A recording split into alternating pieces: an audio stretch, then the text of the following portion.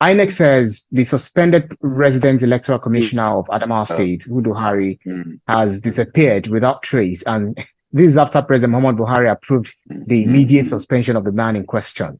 What's your reading of these intriguing developments?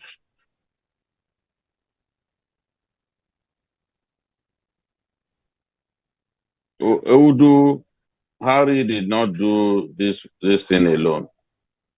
There were people boarding him. There were people encouraging him to do what he did. It couldn't have been something planned between him and Aisha Binani's handlers. There are other people who must have been involved in this. Now, he's gone bad. People will now say, oh, look at what he has done. This is Nigeria. There's a lot of impunity in our land. The moment that guy committed our offense, he should have been arrested, kept in custody, while his matter is being investigated. So why would they even let him go in the first place? They should have arrested him. INEC invited him to Abuja. He refused to go. INEC sent communication to him. He refused to respond to communication. INEC phoned him. He refused to pick his course. That's a man who probably sees himself as bigger than our country and bigger than our laws. He wanted to install a woman as governor by all means possible.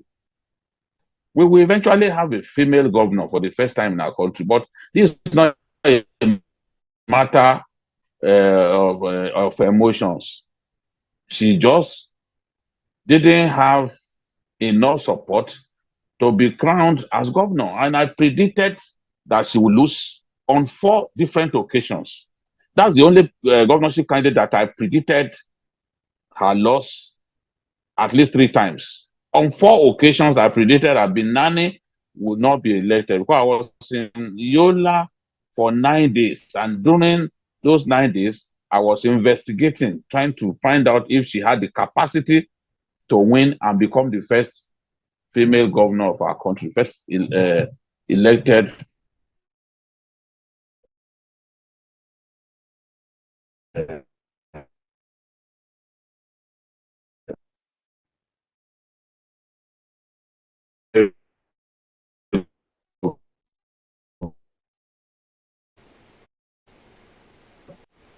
Enough popularity, Yola North and Yola meant that Governor Fintri won.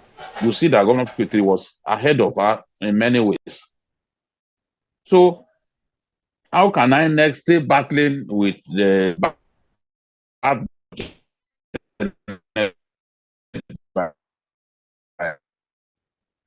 is refusal to post results on happening to bad eggs in INEC.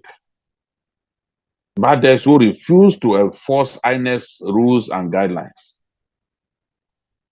There are still many bad eggs among the Rex who connive with politicians to rig elections. So I want to see Barrister Hudu brought to justice.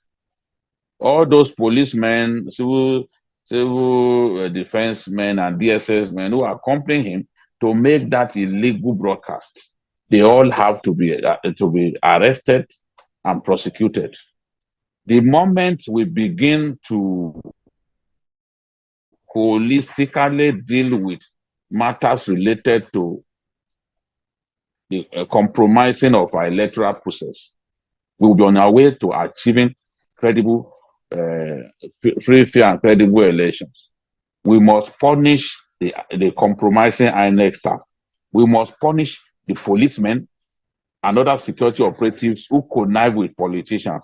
We must punish the politicians who rig our elections in barefaced manner.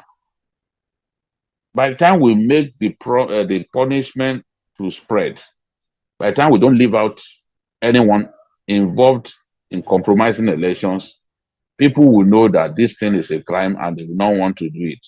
But a situation in which we just pick a scapegoat and punish that scapegoat alone, it's not good enough, because the person who got away with trying to rig an election or even rigging an election will come back to do it because we didn't punish him.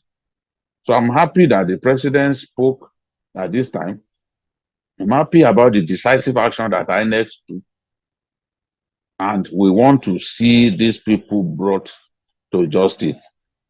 NBA, whose members have been going from TV station to blow grammar about what happened in Adamawa, they have to punish their own man, because this is a barrister, is a senior lawyer who knew what the laws said.